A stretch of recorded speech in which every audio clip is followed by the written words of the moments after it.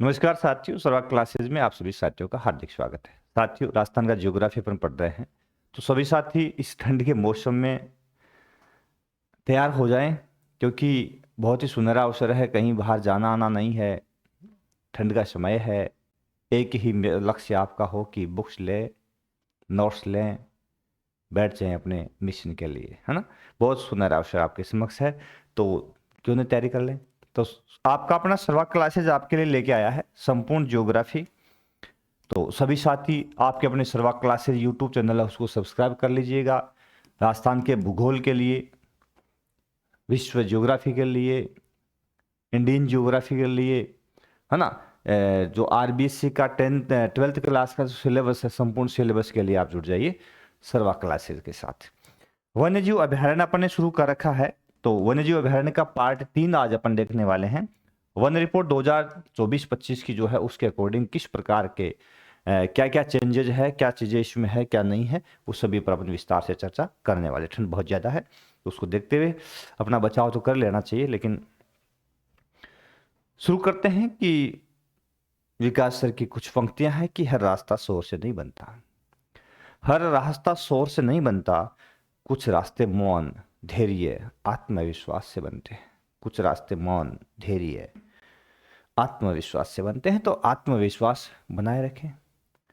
ऐसे जगह ऐसी कुछ ऐसे पड़ाव होते हैं जहां पे मौन धारण कर लीजिए, यानी चुप हो जाइए, वहां न बोलना ही आपका बेहतर है। और क्योंकि अगला समझेगा, समय आएगा तो अपने आप समझ जाएगा, है ना। तो कुछ रास्ते मौन, धैर्य और धैर्य धारण कीजिए, क्योंकि अपनी जल्दबाजी से कोई लक्ष्य मिशन हमें मिलता नहीं है साथियों। हमें मेहनत करनी पड़ती है। जब तक उस मिशन को अचीव करने के लिए हमारी मेहनत पूरी नहीं होती, तब तक हम उस तक नहीं पहुंच पाते हैं। इसलिए जल्दबाजी न करें, धैर्य के साथ लगातार और आत्मविश्वास के साथ में मेहनत करते रहें। देखते हैं वन्यजीव अभयारण्य का पार्ट 3 क्या लिखा है इसमें, कौन कौन से अभयारण्य है उसकी चर्चा। नेशनल जो पार्क थे उनकी चर्चा विस्तार से अपन ने कर ली थी। अब देखते हैं प्रमुख 26 नेशनल पार्क जो वन्यजीव अभयारण्य है, 26 वन्यजीव अभयारण्य जो रिपोर्ट 2000 वन रिपोर्ट 2024-25 के अकॉर्डिंग है, तो ये कौन कौन से है उस पर विस्तार से अपन चर्चा करने वाले हैं। ठीक है, शुरू करते हैं। पहला है सरिस्का। तो सरिस्का टाइगर प्रोजेक्ट भी है, और यानी टाइगर प्रोजेक्ट भी है और वन्यजीव अभयारण्य भी है। ठीक है, तो इसकी स्थापना 1 नवंबर 1955 को होती है। ठीक है, और इसका क्षेत्रफल 491.99 वर्ग किलोमीटर है, यानी 491.99 वर्ग किलोमीटर में ये फैला हुआ भाग है। इसमें दूसरा टाइगर प्रोजेक्ट 1978 से शुरू किया गया था। पहला रणथंबोर था 1974 में, क्योंकि 1973 में टाइगर प्रोजेक्ट योजना शुरू की गई थी, 74 में रणथंबोर में स्टार्ट कर दिया। दूसरा जो था वो 1978 में किस में शुरू कर दिया, सरिस्का में शुरू कर दिया। कब, 1978 के अंदर सरिस्का के अंदर ये शुरू कर दिया गया है।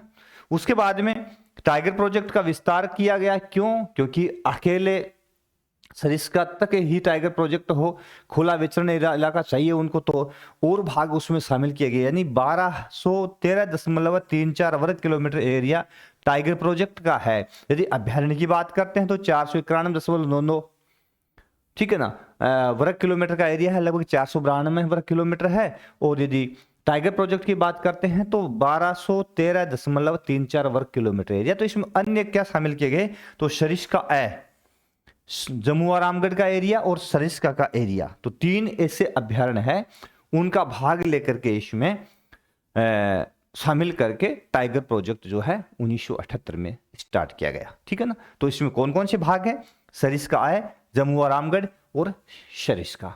तो सरिस्का जम्मू और रामगढ़ जयपुर और सरिस्का, तो इनको लेकर के इसमें टाइगर प्रोजेक्ट है, उसका शुभारंभ किया गया। ठंड लग रही है भाई बहुत ज्यादा।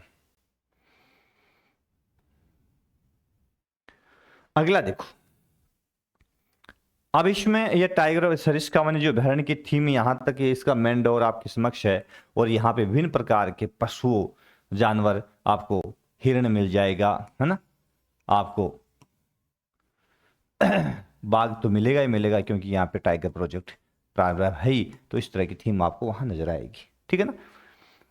उसके बाद में आता है विशेष क्या यहाँ पे, तो यहाँ सरिस्का हरे कबूतरों के लिए काफी प्रसिद्ध है। हरियल इसको हरियल भी कहा जाता है। कल ही हम स्टाफ के साथ चर्चा कर रहे थे, हरियल पक्षी है ना, ये जमीन पे नहीं बैठता। इसकी विशेषता है कि ये जमीन पर नहीं बैठता, जमीन पर नहीं बैठता।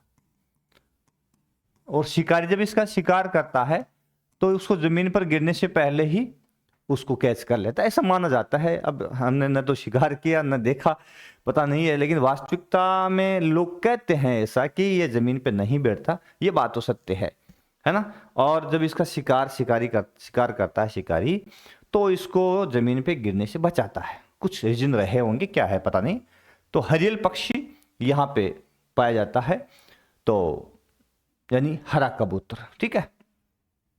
यहाँ मोर भी खूब मिलते हैं। 2008 में यहाँ सर्वप्रथम बबली और सुल्तान बाघ बाघिन को यहाँ पे ला करके छोड़ा गया था। बबली और सुल्तान का संबंध किसी से है, तो अब सरिस्का टाइगर प्रोजेक्ट से। किसे? सरिस्का टाइगर प्रोजेक्ट से। ठंड बहुत ज्यादा भाई, माफ करना, बहुत ज्यादा ठंड लग रही है। रोक ही नहीं पे अपने आप को, ये टोपा तो लगाना ही पड़ेगा भाई। यदि सर्दी से बचना है, सबसे पहले अपनी बॉडी का बचाव बहुत जरूरी है ना। उसके बाद में हेयर स्टाइल, उसके बाद में आप जो कुछ भी दिखाना चाहते हैं, एक्शन दिखाना चाहते हैं, रूप सुंदर दिखाना चाहते हैं, वो बाद की बातें हैं, पहले बॉडी, ठीक है। तो यहाँ पे बबली और सुल्तान को लाया गया है ना, ट्रांसफर किया गया, यहाँ पे शिफ्ट किया गया। यहाँ पे भर्तहरि मंदिर है। तो ये नाथ संप्रदाय का है। किसका है? नाथों का। नाथ संप्रदाय का भर्तहरि का मंदिर है। कनफटे नाथ जानते होंगे, जो कान के अंदर कान को छिदवा करके उसके अंदर एक शायद उस लाख का कुछ पहने रखते हैं, है ना। तो वो कनफटे नाथ। यहाँ ताल वृक्ष भी है। मांडव्य ऋषि जो था उसकी तपोभूमि मानते हैं इसको। पांडुपोल हनुमान मंदिर भी यहाँ पे है। नीलकंठ महादेव मंदिर है, ये गणेश जी से संबंधित है। नीलकंठ महादेव गणेश मंदिर है यहाँ पे। यहाँ पे जो गणेश जी है ना, वो किस में है? डांस मुद्रा में है ना। डांस करते हुए गणेश जी है, डिंग डिंग डिंग डिंग करते हुए है गणेश जी है। शांतिनाथ मंदिर भी है। इस प्रकार से ये इसकी विशेषता है। किसकी? सरिस्का की। तो यहाँ पर नीलकंठ महादेव है, भर्तहरि है, ताल वृक्ष है, पांडुपोल है, हनुमान मंदिर है ना, और शांतिनाथ मंदिर है। हनुमान जी यहाँ पे शयन मुद्रा पे सोए हुए आराम से, ठीक है। सरिस्का अभयारण्य, अभी नाम आया था सरिस्का है ना, क्योंकि टाइगर प्रोजेक्ट में सरिस्का है, जमुआ रामगढ़ है, और सरिस्का के भाग को शामिल किया गया था। तो ये राजस्थान का सबसे छोटा अभयारण्य है, जो 3.01 वर्ग किलोमीटर में फैला हुआ है। तो बहुत छोटा, सबसे छोटा है। और इसकी घोषणा 20 जून 2012 को की गई थी, है ना। सरिस्का का ही पार्ट है ना, सरिस्का उसके नजदीकी क्षेत्र विस्तार से। दूसरा है दर्रा वन्यजीव अभयारण्य। दर्रा वन्यजीव अभयारण्य मुकुंदरा हिल्स टाइगर प्रोजेक्ट, जिसमें कोटा, बूंदी, झालावाड़, चित्तौड़गढ़ का इलाका जो शामिल किया गया था, है ना। तो यहाँ पे कोटा और झालावाड़ के अंदर मुख्य रूप से दर्रा वन्यजीव अभयारण्य है। इसकी स्थापना किन जिलों में की गई? कोटा और झालावाड़ में। यदि राजस्थान के मानचित्र को अपन देखते हैं, तो इस प्रकार का राजस्थान का मानचित्र है। तो यहाँ जो जिला आता है, ये वाला, है ना, ये। तो यहाँ पे ये जिला आपके कुछ समय में बना देता हूँ, आपको पता है ना, मानचित्र तुरंत बना देता हूँ मैं। ये देखो, ये तो आ गया अपना कोटा, और ये दूसरा कलर ले लेता हूँ, ये आ गया अपना झालावाड़, ठीक है। तो इस प्रकार से ये कोटा और झालावाड़ में फैला हुआ, ये झालावाड़, जहां से वसुंधरा जी ने, झालरापाटन इलाका यहीं पे है, तो वसुंधरा जी का संबंध इसी से है। तो इस प्रकार से ये कोटा और झालावाड़ में कौन सा है? दर्रा वन्यजीव अभयारण्य फैला हुआ, जिसकी स्थापना 1 नवंबर 1955, यानी प्रारंभिक जो वन्यजीव अभयारण्यों की स्थापना थी उसमें ये एक है। इसका विस्तार 227.64 वर्ग किलोमीटर है, ठीक है ना। कौन सा? दर्रा वन्यजीव अभयारण्य। इसका जो दर्रा टाइगर प्रोजेक्ट है, उसमें इसकी विशेषताएं अपन ने देखी है कि इस भाग में मुख्य रूप से कौन कौन से भाग पाए जाते हैं। तो वन्य विहार अभयारण्य धौलपुर। तो वन विहार की बात करते हैं तो धौलपुर इलाका, ये वाला यहां पे, ठीक है, धौलपुर, है ना, धौलपुर। तो यहां पे वन विहार अभयारण्य मुख्य रूप से है। तो इसकी स्थापना 1 नवंबर 1955 वन विहार की भी 1 नवंबर 1955 को की गई थी और इसका क्षेत्रफल 25.60 वर्ग किलोमीटर है ना। तो छोटा सा अभ्यारण्य है, वन विहार धौलपुर के अंदर है, याद रखिएगा, लोकेशन आपके सामने है। सवाई माधोपुर अभ्यारण्य सवाई माधोपुर जिले के अंदर, रणथंभौर अपन ने देख लिया, सवाई माधोपुर हेडक्वार्टर के नजदीक ही है रणथंभौर, जो नेशनल पार्क भी है और टाइगर प्रोजेक्ट भी है। प्रथम इसकी स्थापना 7 नवंबर 1955 को होती है रणथंभौर अभ्यारण्य की, और इसका क्षेत्र जो है 131.30 वर्ग किलोमीटर है। तो ये रणथंभौर यदि मानचित्र में अपन देखेंगे ना साथियों, तो ये मानचित्र है, यहाँ पे जो जिला आता है रणथंभौर सवाई माधोपुर आता है ना। कभी कभार पूछ लेते हैं कि बस में से स्थान जो है वो वहाँ पे कौन सा अभ्यारण्य हो सकता है। यहाँ पे यदि इस प्रकार से ब से द, इस प्रकार से ऑप्शन आते हैं। यहाँ पे मान लिया अगले ने ब लिख दिया, यहाँ पे ए लिख दिया, है ना। तो इस प्रकार से यहाँ पे से लिख दिया, है ना। उदयपुर में यहाँ पे प्रतापगढ़ पास में द लिख दिया, तो बताना पड़ेगा कि यहाँ सीता माता अभ्यारण्य है, यहाँ पे दरा अभ्यारण्य है, यहाँ पे वन विहार है, और यहाँ पे सवाई माधोपुर है, रणथंभौर जो भी है, ठीक है। तो ये आपको बताना पड़ेगा, ठीक है ना। अगला अगला आता है रामसागर अभ्यारण्य धौलपुर। तो ये इसकी अभ्यारण्य की स्थापना 7 नवंबर 1955, ये भी प्रारंभिक की है, और ये 34.04 वर्ग किलोमीटर में फैला हुआ है। ये भी धौलपुर में, ये भी चर्चा अपन ने की थी। केसरबाग अभ्यारण्य धौलपुर, ये भी यदि धौलपुर में है ना। तो वन विहार है, रामसागर है और केसरबाग। इस अभ्यारण्य का 7 नवंबर 1955 को घोषणा उसी समय हुई है।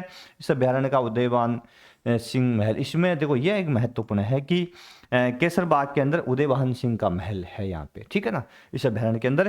तो आजकल इसमें क्या चलता है, मिलिट्री स्कूल चलता है। क्या चलता है, मिलिट्री स्कूल। तो पूछ ले उदयवान सिंह का संबंधित महल जो है किस अभ्यारण्य में है, तो केसरबाग अभ्यारण्य के अंदर, धौलपुर जिले के अंदर, राजस्थान का पूर्वी जिला, ठीक है। समझ रहे हो मेरी बात को, ध्यान से देख लीजिएगा। जयसमंद अभ्यारण्य उदयपुर। अब जयसमंद है तो जयसमंद झील के आसपास का इलाका जो जयसमंद अभ्यारण्य के रूप में इसको विकसित किया गया 1 नवंबर 1955 को। प्रारंभिक अभ्यारण्यों की सूची में है, सबसे पहले जो घोषणा होती है उसमें उदयपुर में जयसमंद झील के किनारे यानी उसके आसपास के एरिया में 52.34 वर्ग किलोमीटर फैला हुआ है। 52.34 वर्ग किलोमीटर में फैला हुआ एरिया है। इस अभ्यारण्य में 6 ओदियां है। ओदी होता है छतरियां सी जो बनी होती है ना, इस प्रकार की छतरियां सी बनी होती है। यहां से खड़े होकर के अपन आसानी से देख सकते हैं कि ये झील का नज़ारा कैसा है, अभ्यारण्य कैसा है। तो इसको बोलते हैं एक प्रकार से स्तंभ नुमा छत्रनुमी आकृतियां जो होती है, ओदियां कहते हैं। रूठी रानी का महल यहाँ पे है, रूठी रानी का महल, ठीक है ना। तो किस में है, जयसमंद अभ्यारण्य के अंदर रूठी रानी का महल है, और यह जलचरों की बस्ती के रूप में भी जाना जाता है। तो झील के किनारे है रूठी रानी का महल। थोड़ा सा आप झील के साइड में आप जाओगे, मेरे हिसाब से वो दक्षिण साइड है शायद, उस साइड में आप जाओगे तो ऊपर आपको रूठी रानी, आजकल तो खंडहर के रूप में है क्योंकि उसमें विशेष कोई उसकी देख रेख कमी है अब, है ना। इस महल के बारे में हम गए थे देखने के लिए, तो सुना सा ही पड़ा है वहाँ पे, लेकिन ये रूठी रानी का महल है। तो इसके संदर्भ में इतिहास में रूठी रानी के नाम से प्रसिद्ध आपको पता ही होगा कौन है। तो जो प्रथम बार शादी के अगले ही दिन उसी रात को अपने राजा से रूठ करके और चली गई थी। तो ताल छापरा अगला अभ्यारण्य है चूरू के अंदर। अब देखो ये कृष्ण मृग के लिए काफी प्रसिद्ध है ताल छापरा, जाइए चूरू जिला, ठीक है ना। तो ये मानचित्र यदि अपन देखते हैं तो इसमें ये चूरू जिला यहाँ पे अपन आ जाते हैं, ये वाला, है ना। तो यहाँ पे चूरू के अंदर यहाँ पे कौन सा अभ्यारण्य है, ताल छापर,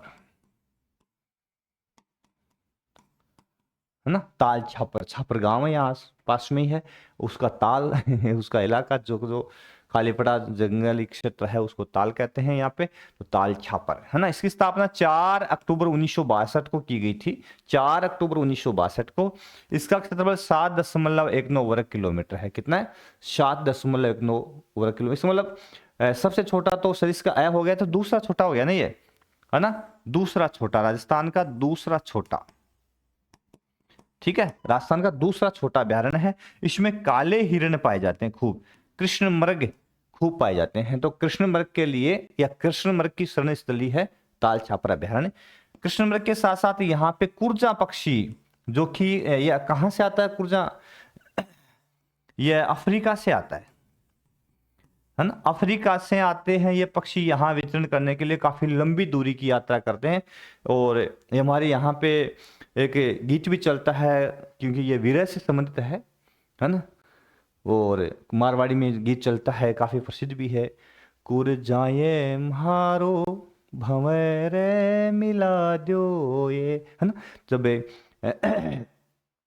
किसी महिला का पति यदि बाहर फॉरेन चला जाता है कमाने के लिए या दूसरे विदेश में चला जाता है, तो वो कुर्जा के माध्यम से संदेश भेजती है कि कुर्जा मुझे भंवर से मिला दे, यानी मेरा संदेश, मेरी व्यथा जो है मेरे प्रियतम तक पहुंचा दे। इस प्रकार से ये कुर्जा पक्षी उस रूप में जाना जाता है। ये मुख्य रूप से कहाँ मिलता है? ताल छापर मिलता है। यहाँ एक घास पाई जाती है जो मुख्य रूप से यहाँ के जो कृष्ण मृग हैं उनके लिए काफी प्रसिद्ध है, महत्वपूर्ण है, जिसका नाम है मोतिया घास। हालांकि अपने खेती में ये मोतिया खरपतवार है, क्योंकि यदि ये घास हो जाती है तो उसमें फसल बहुत मुश्किल होती है, फसल नहीं होती है, जकड़ लेती है पूरी जमीन को। लेकिन ये वहाँ पे जो ताल छापर है उसमें इन कृष्ण मृगों के लिए बहुत महत्वपूर्ण है, खाने के लिए भोजन के रूप में, तो वहाँ इनका बड़ा महत्व है।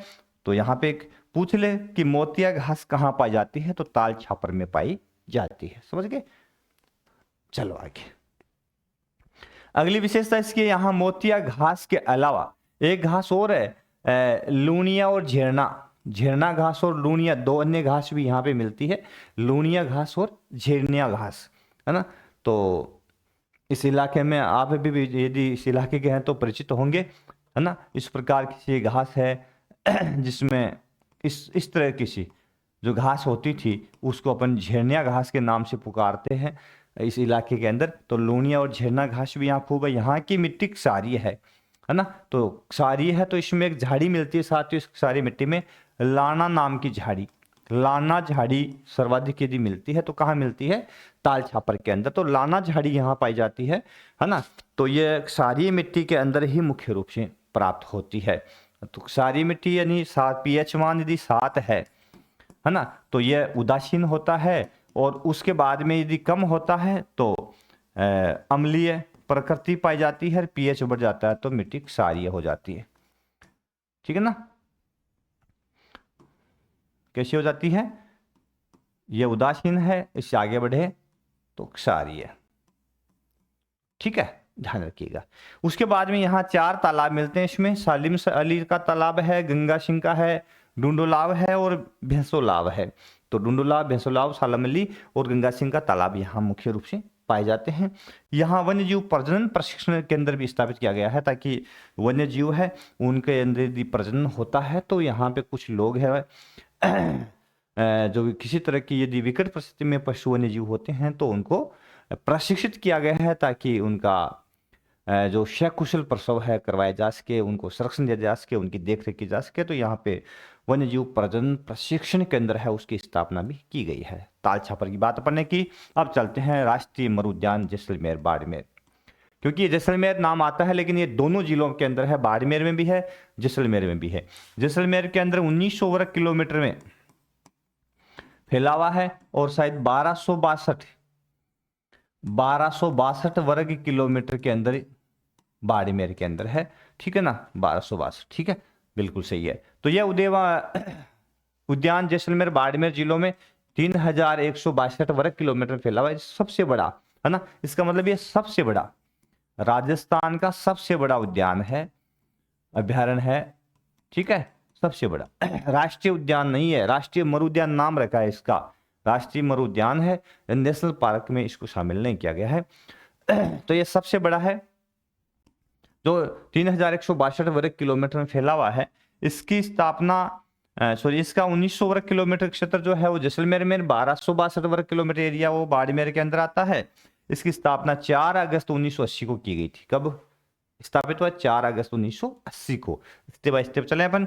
इसमें लाठी सीरीज पाई जाती है। अब लाठी सीरीज क्या है? तो लाठी सीरीज क्या है? जैसलमेर के अंदर यदि अपन जाते हैं तो जैसलमेर में पोखरण और मोहनगढ़ के बीच में एक जलपट्टी है, नीचे क्या कठोर धरातल है, जो बरसात का जल है वो थोड़ी बहुत बरसात होती है तो इस पट्टी में संचित हो जाता है और उस पानी को अपन वापस निकाल करके उसका उपयोग कर लेते हैं। इसमें चांदन नलकूप, चंदन नलकूप भी है चांदन गांव के अंदर, जो इसको थार का गड़ा भी कहा जाता है।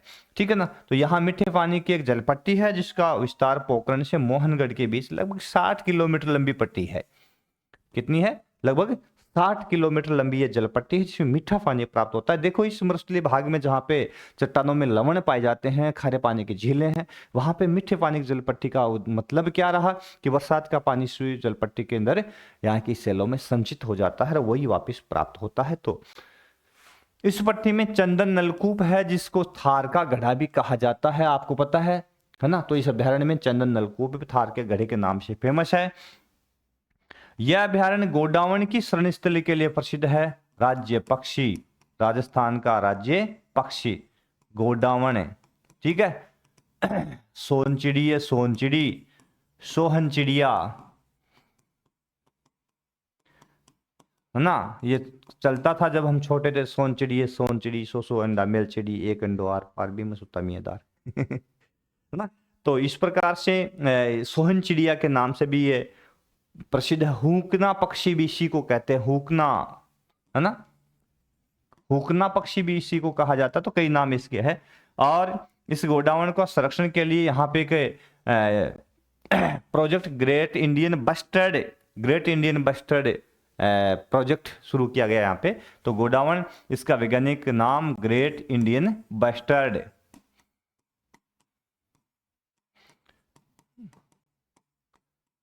ठीक है, ग्रेट इंडियन बस्टर्ड गोडावण। ठीक है। तो अभियान शुरू किया गया यहाँ पे, ग्रेट इंडियन बस्टर्ड प्रोजेक्ट शुरू किया गया कब? 5 जून 2013 से। तो याद रखिएगा कि ग्रेट इंडियन बस्टर्ड कहाँ है, तो मुख्य रूप से जैसलमेर के मरु उद्यान में। यहाँ उसके लिए प्रोजेक्ट शुरू किया गया, जैसे प्रोजेक्ट टाइगर है, टाइगर का संरक्षण है, प्रोजेक्ट एलिफेंट है, हाथियों का संरक्षण है, उसी प्रकार से project Indian great Indian bustard के नाम से स्टार्ट किया गया 2013 जो 5 जून को, विश्व पर्यावरण दिवस के मौके पर, 5 जून विश्व पर्यावरण दिवस के मौके पर। तो इसलिए इसको संरक्षण के लिए प्रारंभ किया गया था। यहाँ पे आक्कल गांव है, इसकी सीमा पर है, यानी अभ्यारण्य के अंदर नहीं है, यह अभ्यारण्य की सीमा पर एक गांव है आक्कल गांव। ये क्यों प्रसिद्ध है? तो इस गांव के किनारे यहाँ पे जुरासिक काल के लगभग 18 करोड़ वर्ष पुराने, 18 करोड़ वर्ष से पुराने, है ना, 18 करोड़ जुरासिक काल के जीवाश्म पार्क मिले हैं। यहाँ वनस्पतियों के अंश मिले हैं, काष्ठ जीवाश्म यानी वनस्पतियों के अंश मिले हैं 18 करोड़ वर्ष पुराने। ठीक है ना। तो वो मुख्य रूप से जमीन में जब दबने के बाद में उनका रूपांतरण, कायांतरण हुआ, कायांतरण होने के बाद में वो एक सेल के रूप में और आज उभर करके बाहर दिखाई दे रहे हैं। तो ये जीवाश्म पार्क है, आक्कल गांव के अंदर है। आक्कल वुड फॉसिल पार्क की स्थापना इस गांव में की गई है ताकि इन जीवाश्म पार्क जो है इनका संरक्षण किया जा सके और ये जानकारियां लोगों तक पहुंचाई जा सके। तो आक्कल वुड फॉसिल पार्क कहाँ पे है? राष्ट्रीय मरुद्यान के।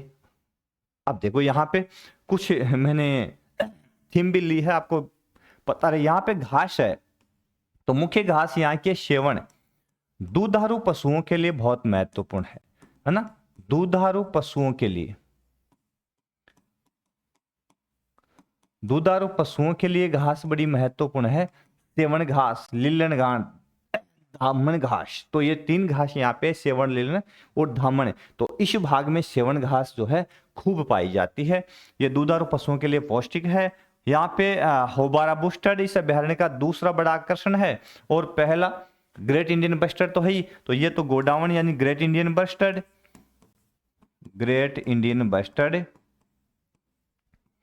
ठीक है, ग्रेट इंडियन बस्टर्ड ये वाला। तो ये देखो सोहन चिड़िया जिसके नाम से है। लेकिन अब दूसरा आकर्षण इसका है, दूसरा बड़ा आकर्षण, वो कौन सा है? होबारा बस्टर्ड, जो पाकिस्तान के सिंध प्रांत तक यानी पाकिस्तान की और सिंधु नदी के आसपास वाला जो क्षेत्र के पूर्वी जो भाग है यानी पाकिस्तान की सीमा है, राजस्थान की सीमा, वहां पर यह पक्षी खूब पाया जाता है, होबारा बस्टर्ड। तो यह भी काफी प्रसिद्ध है। इस तरह का सा ये पक्षी है, यह अपने सम में भी देखने को मिलता है। ठीक है, होबारा बस्टर्ड। उसके बाद में अगला बिंदु आता है अपना कुंभलगढ़ अभ्यारण्य, राजसमंद, उदयपुर, पाली। कुंभलगढ़ अभ्यारण्य, उदयपुर, राजसमंद, पाली। ठीक है। तो कुंभलगढ़ अभयारण्य की यदि अपन बात करें तो यह अभयारण्य मुख्य रूप से किन जिलों में है, तो राजसमंद, उदयपुर और पाली जिलों की सीमाओं पर, यानी तीनों का क्षेत्र ये शामिल किया गया है। इस अभयारण्य की शुरुआत कब की गई? 13 जुलाई 1971 को प्रारंभ किया गया। राजसमंद, पाली और उदयपुर में फैला हुआ है। इसका क्षेत्रफल 610.52 वर्ग किलोमीटर है। इससे यह भेड़ियों की शरण स्थली के नाम से प्रसिद्ध है, यानी भेड़िया खूब मिलते हैं यहाँ पे, है ना। तो भेड़ियों की शरण स्थली के नाम से काफी प्रसिद्ध है। इसी अभयारण्य के अंदर, राजसमंद के अंदर अपन देखते हैं तो महाराणा कुंभा द्वारा निर्मित कुंभलगढ़ दुर्ग, है ना, काफी प्रसिद्ध है, जहां पे महाराणा प्रताप का जन्म भी यही हुआ था। आपको पता है, कटारगढ़ इसमें एक महल है जिसके अंदर महाराणा प्रताप का जन्म हुआ था। तो कुंभलगढ़ दुर्ग भी कुंभलगढ़ अभयारण्य इसके अंदर प्राप्त मिलता है। ठीक है, और यह रणकपुर के जैन मंदिर भी यहाँ पे मिलते हैं। रणकपुर पे जैन मंदिर भी यहाँ मिलते हैं और चंदन वन भी मिलते हैं। ठीक है, यहाँ पे चौसिंगा पाया जाता है। ये चौसिंगा जो पक्ष जानवर है, मुख्य रूप से हिरण प्रजाति का है चौसिंगा। ये कहाँ मिलता है?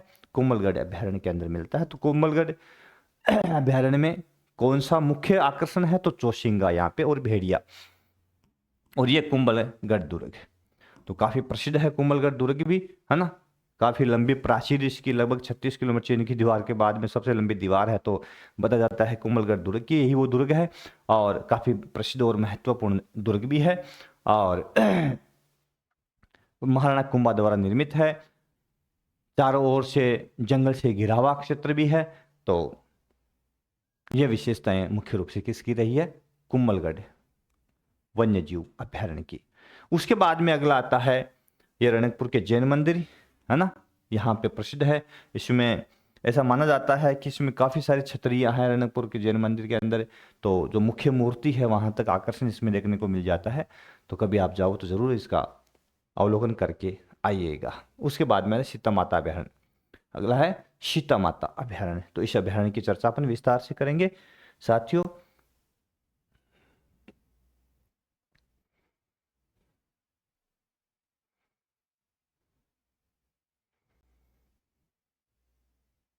अगले कालांश में, तब तक के लिए नमस्कार, जय हिंद, जय भारत। कौन कहता आसमान में छेद नहीं होता, एक पत्थर तो तभी से उछालो यारो। यदि आप मेहनत करते हैं, जी जान और लगन से करते हैं, तो अवश्य आपको सफलता मिलती है। तो सभी साथी, आपके अपने सर्वा क्लासेज यूट्यूब चैनल है, उसको सब्सक्राइब कर लीजिएगा, बेल आइकन दबा लीजिएगा, और हो जाएगा तैयार संपूर्ण जियोग्राफी, संपूर्ण सिलेबस पढ़ने के लिए। तो धन्यवाद, जय हिंद, जय भारत। थैंक यू मेरे दोस्तों। ये लो जी, ठंड से बचाओ।